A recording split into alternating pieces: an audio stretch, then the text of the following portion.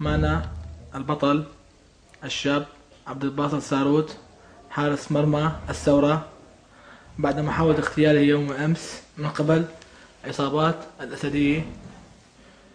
كيفك عبد الباسط؟ أهلين حبيبي، الله يديمك. سمعنا امبارح انك كنت بحفلة بالخالدية، وبعد الخالدية انك تحولت للدار، وسمعنا انك تصاوبت. كيف صار معك الحكي هذا؟ الحمد لله رب العالمين. طبعا الناس كلها مستهدفين.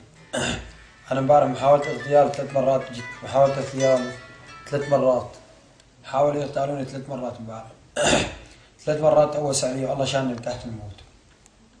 هلا من شارع لشارع عم أقطع، بدي أتشاهد لحتى أقطع الشارع. المهم وأنا راجع أنا تصاوبت في 4 استشهدوا، من بيناتهم شاب استشهد نص الطريق، قام راحت أمه بدها تسحبه، ماتت أمه، تصاوبت أمه وقعت فوقه، يعني عرفت شلون؟ هاي والدته جاي بدها تسحبه. نحن يعني هذه صارت الأمور عندنا أمور عادية، يعني بكينا كثير، رشف دمنا نحن ودموعنا نشفت ونحن عم نبكي. بس هذا الشيء ما عم يأثر على العالم القاعدين برا، ما عم يأثر على الناس. من وين نطالب بالحماية الدولية؟ نحن نطالب من العالم القاعد بالفنادق 7 نجوم وقاعد عم ياكلوا وعم يشربوا، العالم هون ما عندها تاكل لا تشرب، وهن بيعرفوا ان نحن لا طالعين مشان ناكل ولا طالعين مشان نشرب. هذا لأيمتى بدنا نضل هيك؟ نحن لسه عم يعطوا بهالمهل، هاي المهل هي اللي عم تدبحنا. خطيتنا كلها برقابهم، خطية العالم عم تموت كلها برقابهم. انا عم وجه الحكي كله، مين ما كان يكون، مين ما كان عم يسمع هذا الكلام، حتى انت اللي عم تصور اسمع هذا الكلام كمان موجه لك. كل الناس، على كل الناس انا عم وجه هذا الكلام، للناس اللي عندها حس، عندها انسانيه. لا يعاملونا بالسياسه، يعاملونا بالانسانيه. طيب يشوفوا الانسانيه، لانه كل يوم امبارح 35 شهيد. طيب هدول الشهداء هيك عم يروحوا برخص، عم يروحوا عند رب العالمين. طبعا كبار باذن الله، كبار عند رب العالمين، وان شاء الله مأواهم الجنه باذن الله. بس هذا الوضع لازم يلتقى له حل. الشعب بده حمايه دوليه، بده حظر طيران، بده تدخل عسكري، بدنا اي شيء يحمي العالم من الموت ويحمي العالم من الشبيحه والخنازير. لك واقفين مسلطين الرشاشات ال500 على الشوارع وعم يتحدوا بعض مين بيصيب هذا ومين بيصيب هذا. قنابل، قواذف، مدافع، اسلحه ثقيله، كله عم ينضرب على البيوت، قصف بيوت، البيوت عم تنحرق.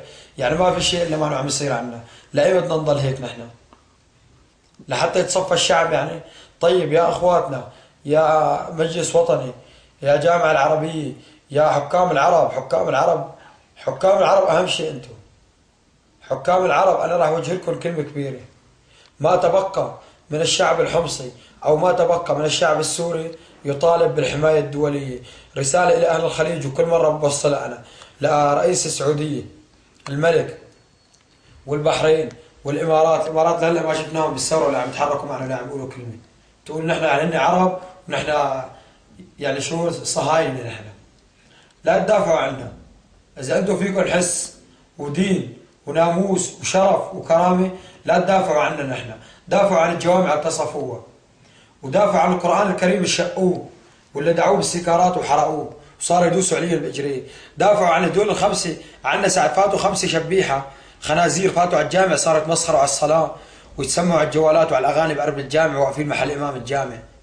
هذا الكلام اذا فيكم وجدان ودين، مين ما كنتوا تكونوا، قد ما كنتوا كبار، اذا فيكم وجدان ودين انا بوجه لكم الحكي. انا شخص متواضع وعمري 20 سنه، عم وجه لكم الحكي لكلكم، كل واحد عم يسمع، لحكام العرب، للجامعه العربيه، للمجلس الوطني، لكل شخص بيمثل هاي الثوره.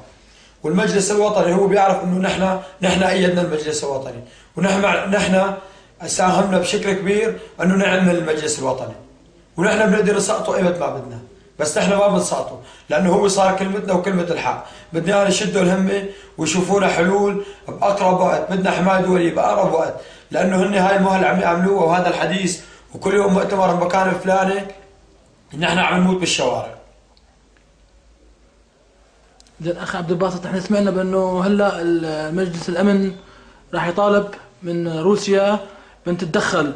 انا بتمنى انه المجلس الوطني اذا ما عم يقدروا يحمونا، المجلس الوطني اذا ما عم يقدر يحمي الشعب او ما قدران يعمل غير جلسات ومهل وحوارات، يسلم الملف لمجلس الامن ويخلصونا من الشغله. نعرف شو بدنا نعمل، لانه نحن متنا بالشوارع، عم نموت ببلاش، عم يمر واحد عم يقنصونا ويتسلوا فينا، ونطلع نرد نتظاهر، يردوا يذبحونا، يرد يطلع 10 بدانا يتظاهر. لا بدنا نضل هيك نحن؟ بدنا الشغله تخلي الثوره تفاؤل، انه الثوره عم تمشي لقدام، نحن عم نمشي لقدام بس انتم عم تخلونا نتراجع لورا، بدعمكم وبكل شيء عم تخلونا نتراجع لورا لانه انتم مقصرين كثير. شو رايك بالجيش الحر؟ الجيش الحر يعني بعد رب العالمين حامينا هو الجيش الحر، بتمنى انه يدعموا الجيش الحر. الجيش الحر هو اللي عم يحمينا، طبعا الجيش الحر عم ينفذ عمليات كثير حلوه ضد الشبيحه والامن، هو عم يحمي الاطفال والنساء وعم يحمي العالم كله بعد رب العالمين، طبعا من بعد رب العالمين عم يحمي هاي الناس. وتحيه كبيره للجيش الحر والابطال، وان شاء الله كلياتنا هيك نجتمع كلياتنا بالنصر، واذا ما انتصرنا ان شاء الله تقبلنا من الشهداء. وانا حاب اوجه كلمه كبيره، حاب اوجه لكل مين عم يسمع، هاي العالم كل واحد بيطلع بايده يحكي كلمه صغيره بيطلع بايده يحكيها، وما بيحكيها دمها الناس اللي عم تموت كلها برقبته. حتى عم وجه الكلام انا للحكام، في حكام العرب انتم عم تصلوا عم توجهوا على الابن الكريم وكذا، بده يصلي بده يكون له كلمه حق. اذا انت بتصلي وساكت عن الحق معناته انت شيطان اخرس، مين ما كنت تكون.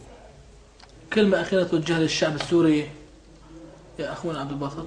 الشعب السوري أنا بخجل أوجه له كلمة أصلا، لأنه الشعب السوري شعب وحش بمعنى الكلمة، ما بهاب الموت، لو بصدور عالي ما في عالم.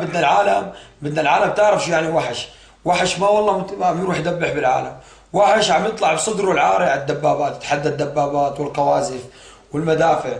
هاي العالم فيها دين، هاي العالم ما بتهاب الموت. انا هدول الاشخاص انا بتمنى انه موت تحت اجريهم تحت صراميهم، هدول العالم الشعب السوري. وبوجه رساله لاهل حلب الابطال، نحن بنعرف انه حلب عاصمه الثقافه الاسلاميه، وانا بعرف انه في حلب في ابطال بحلب وفي شيوخ بحلب، وبعرف انه ان شاء الله راح يتحركوا ويكونوا معنا، يكونوا مع الشعب الحمصي. نحن عم ننزف وعم نقتل، وحمص صارت منكوبه حاليا، منكوبه، ونعيش حاله حرب كل يوم ليل نهار 24 ساعه عم نعيش حاله حرب من طرف واحد. يعني لو في طرف ثاني كان والله تستحملنا شوي، بتفش اهرق شوي، بس حرب من طرف واحد. نحن اللي عم نطلع بصدرنا العاري، والحمد لله رب العالمين. ان شاء الله سبحانه وتعالى يوفقنا ويجمعنا بالنصر مع كل اخواتنا الاكراد والقامشلي، اخواتنا الحلبيه بدير الزور الابطال، بالرقه، حي اهل الطبقه، ريف حلب الابطال، كل مين له يدي، اهل درعا الابطال، اهل الشام، اهل العاصمه، عاصمتنا الشام. خلينا نشوفهم بهالثوره ان شاء الله يا رب يتحركوا اكثر من هيك، وبس يتحركوا بالشام تحركت سوريا كلها ان شاء الله باذن الله. شكرا اخي عبد الباسط، اتمنى لك الصحه والعافيه الجميع ان شاء الله. الحمد لله رب العالمين، مثلنا مثل العالم العمر.